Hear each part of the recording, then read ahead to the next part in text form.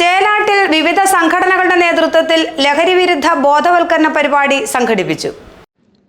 കോതമംഗലം രൂപത മദ്യവിരുദ്ധ സമിതി, കേരള മദ്യവിരുദ്ധ ഏകോപന സമിതി, സജീവം, ഗ്രീൻ വിഷൻ കേരള എന്നീ സംഘടനകൾ സംയുക്തമായാണ് ചേലാട്ടിൽ ലഹരിവിരുദ്ധ ബോധവൽക്കരണ പരിപാടി സംഘടിപ്പിച്ചത്. ഉദ്ഘാടനം വേട്ടാമ്പാറ സെന്റ് സെബാസ്റ്റ്യൻസ് പള്ളി വികാരി ഫാദർ ജോഷി നിരപ്പേൽ നിർവഹിച്ചു. ഇങ്ങനെ ചിന്തിക്കാതിരിക്കുന്ന രീതിയിൽ കുടുംബങ്ങളിൽ പോലും ലഹരിയുടെ വളരെയധികമായ പ്രവർത്തനങ്ങൾ വരും.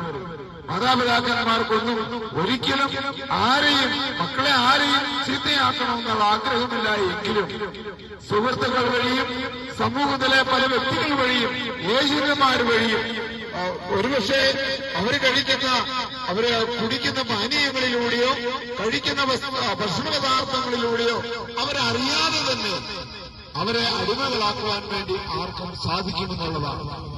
ഈ ലോകം ഇങ്ങനെയൊക്കെ മാറുമ്പോൾ സിന്തറ്റിക് ഡ്രഗ്സ് ഉപയോഗിക്കുന്നതിന്റെ രീതികൾ വളരെയധികം പൈശാചികത നിറഞ്ഞതാണ്.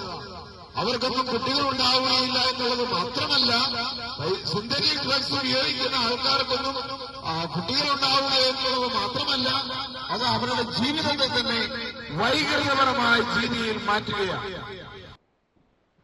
ജെയിംസ് കോറമ്പേൽ അധ്യക്ഷത വഹിച്ചു. Johnson Karukappilly, Mathews Niravath, Joseph Antony, Joy Padayattil, Johnny Kannadan, Martin Keezhemadan, Jose Kaithamana, Paul Kongadan, Joy Panakkal, Jiju Varghese, Kurian Kothamangalam, K E Kasim, Michael Kaithakkal, A T Laiju, Biju Vettikuzha തുടങ്ങിയവർ പ്രസംഗിച്ചു. ജോയ്സ് മുക്കുടം ലഹരിവിരുദ്ധ സന്ദേശം നൽകുന്ന മാജിക് ഷോ അവതരിപ്പിച്ചു. GTV news, Kothamangalam.